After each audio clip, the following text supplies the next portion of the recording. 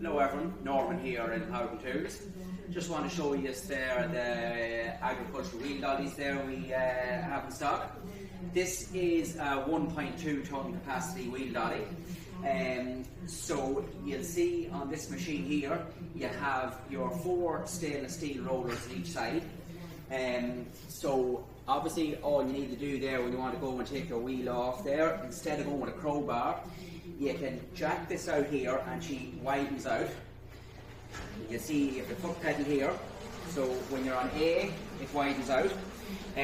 So obviously you'll push it in against, say, your back wheel.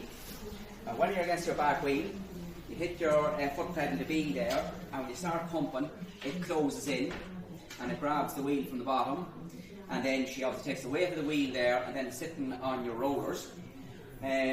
You also have there your clamp here as well there, so when you have your studs off, your nuts off there, and you have the wheel on, you can lock this round in position there, so it'll obviously stop the wheel from falling forward.